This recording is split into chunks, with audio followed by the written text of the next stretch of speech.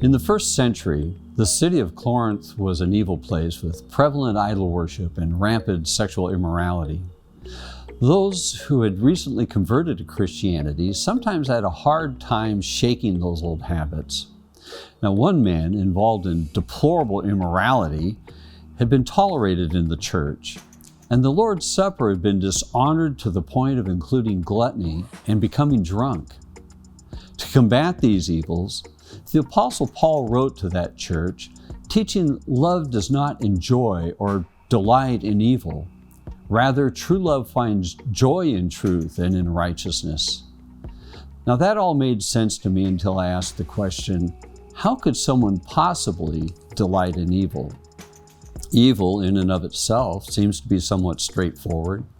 Oxford defines evil as wicked, bad, wrong, immoral, sinful, ungodly, unholy, foul, vile, corrupt, just to name a few. Delight, on the other hand, is defined as contentment, joy, pleasure, satisfaction.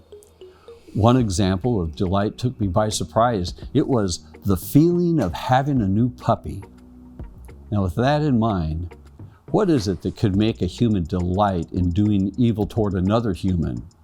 Isn't that the lowest of all human maladies? How could someone in the farthest reaches of our imaginations harm another human being and enjoy it, look forward to it, delight in it like having a new puppy? I'm so glad I don't delight in evil, especially like that.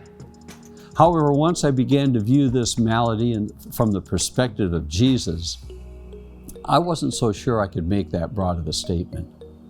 You see, Jesus taught that we humans have sinful, evil thoughts that are rooted in the heart. He said that if a man took or simply looked upon a woman with lustful thoughts who wasn't his wife, he was guilty of adultery. Now, this means that married men and women who can have an adulterous affair without doing anything physical. This sin is the result of thoughts from an unguarded heart.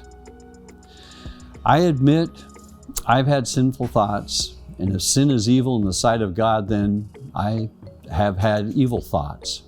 Even though evil sounds worse than sin, they are pretty much synonymous. So in this context, the worst sinful evil thoughts I've recently have to do with a young man who, to put it mildly, disrespected and mistreated one of my daughters. Even as I prepare this Devo, I wrestle with the delight it would bring me should he commit a crime that would land him in prison, a state or federal prison.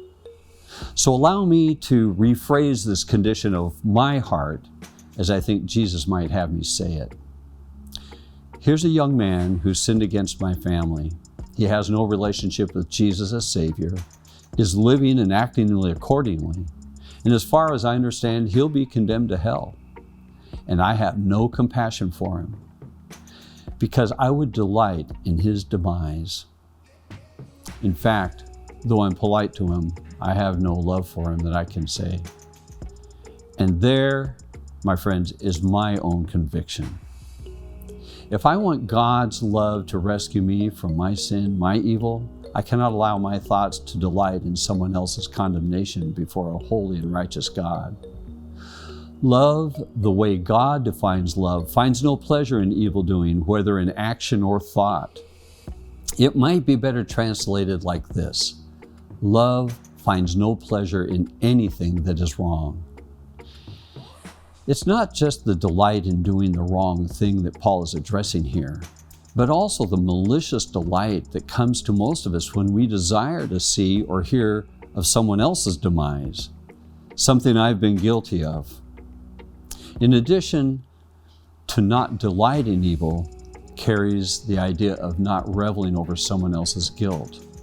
It's common for people to rejoice whenever an enemy is found guilty of a crime or caught in a sin, such as someone we don't like or someone who aggressively opposes our political position. This is not love. Love rejoices in the virtue of others, not in their vices. Sin is an occasion for sorrow, not joy. Basically, to exhibit God's kind of love, we must see God's perspective on sin and righteousness. The better we understand love, the more we will have a deep sense of sorrow over those who commit sin, who commit evil.